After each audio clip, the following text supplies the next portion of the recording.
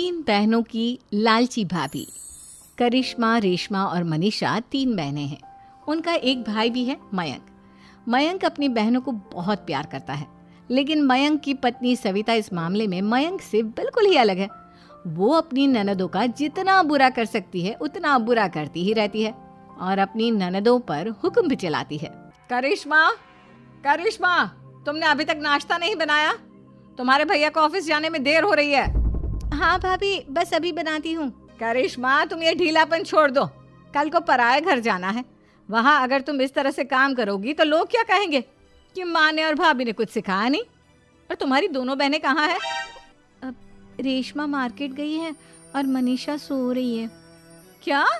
सुबह के 8 बज रहे हैं और ये महारानी अभी भी सो रही है? ये कहते हुए सविता अपनी सास दुर्गा देवी के पास जाती है। माँ जी, देख रही हो अपनी बेटियों के तौर तरीके? क्या हुआ बहू, सुबह सुबह क्या कर दिया मेरी बेटियों ने? अरे एक तो अभी अभी उठकर किचन में गई है, दूसरी सुबह सुबह बाहर चली गई और तीसरी अभी तक सो रही है। क्या करूं मैं इन तीनों का? मैं तो परेशान हो गई हूँ। जा जाकर उठा उसे और रेशमा से मैं बात करती हूँ। सविता सीधा मनीषा के कमरे में जाती है और उससे कहती है, महारानी जल्दी उठो, सूरज सर पर आ गया है। भाभी थोड़ी देर और सोने दो ना, मैं रात को लेट सोई थी। वो क्या है ना, यूनिट टेस्ट चल रहे हैं। शराफत से उठती है या नहीं, या फिर पानी की भरी बाल्टी डालूं तेरे ऊपर? नहीं नहीं भाभी, मुझे बिस्तर में नहीं नहाना, उठती हूँ मैं। मनीषा जल्दी से उठकर बाथरूम में चली जाती है। सभी आराम से बैठकर नाश्ता कर रहे होते कि तभी रेशमा बाजार से हाथ में सामान लिए आ जाती है। रेशमा को देखते ही सविता उस पर बरस पड़ती है। लो, आ गई महारानी। ऐसा भी क्या सामान लाना था जो सुबह आंख मलते ही बाजार की तरफ रवाना हो गई? भाभी, कल आप ही तो चीख रही थी कि घर का सारा सामान मुझे ही लाना पड़ता है, घर में किसी को भी किसी काम से कोई लेना देना नहीं है। अब मैं बाजार जाकर सामान ले आई तो आपको इस बात से भी तकलीफ हो रही है? देख रही हो माँ जी, अपनी बेटी की जुबान कैंची से भी तेज चलती है। और मयंक, आप तो कुछ कहेंगे नहीं अपनी लाडली बहन को? रेशमा, अपनी भाभी से ऐसे बात नहीं करते। चलो माफी मांगो। भैया, मैं क्यों माफी मांगू? आप भाभी से बोलिए ना कि हम पर कम हुक्म चलाया करे। हम इस घर की बेटियां हैं और आपकी पत्नी की ननद है, नौकरानी नहीं। लो कर लो बात। इनकी भलाई के लिए कुछ भी बोलो तो इन्हें बुरा लग जाता है।